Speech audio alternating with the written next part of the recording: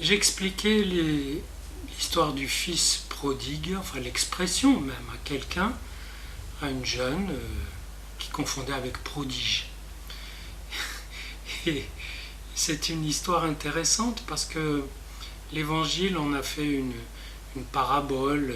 Vous savez, le père qui est avec ses deux fils, son fils aîné reste avec lui, travaille, et le cadet prend sa part d'héritage et s'en va vivre sa vie, il dilapide son argent, il tombe dans la déchéance et il revient. Et il revient à la maison du père et le père fait la fête. Il tue le veau gras, il se réjouit et le fils aîné est un peu jaloux, et même très jaloux. Comment moi je suis resté avec toi, j'ai travaillé, j'ai été sérieux et c'est lui que tu fêtes. Et le père dit mais pour moi c'est comme s'il renaissait. Voilà, il revient à la vie.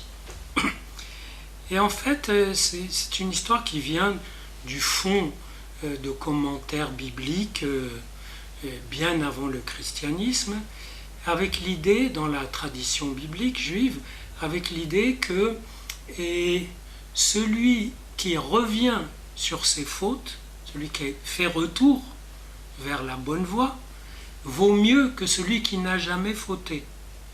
Parce que celui qui revient sur ses fautes, il a vraiment quelque chose à surmonter. Il est tombé très bas, il remonte, et sa remontée vers la vie est plus forte que celui qui vivait dans un certain bien-être, disons, moral ou psychique, et qui donc n'a pas eu cette cassure, cette rupture. Et ça se comprend au point de vue même esthétique, au point de vue éthique. Le rythme, vous voyez, quelqu'un qui est tout le temps bien, c'est moins bien que quelqu'un qui tombe voilà, dans l'épreuve et qui remonte et qui mérite qu'on le fête. Hein. Et simplement, dans la tradition chrétienne, on s'en est servi contre les Juifs pour dire que le fils aîné, c'est les Juifs, le père, c'est Dieu, et eux, ils se cramponnent, ils restent sur place, ils ne bougent pas, et ils sont jaloux des païens qui entrent et qui sont innocents, qui ont certes été dans l'idolâtrie, mais qui, avec toute cette innocence et cette force du retour, reviennent vers la loi.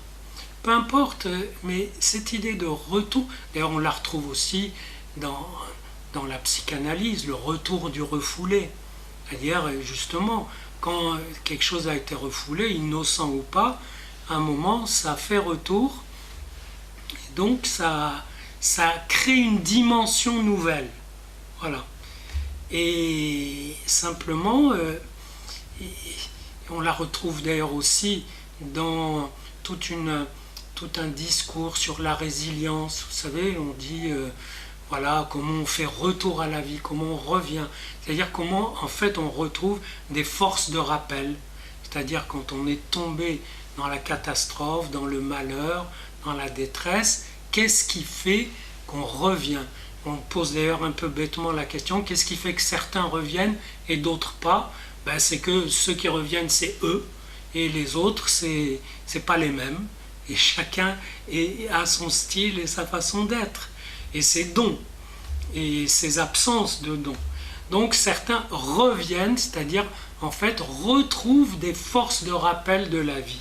Donc la résilience, c'est un terme de marketing pour désigner les forces de rappel de la vie que Freud a parfaitement pointé.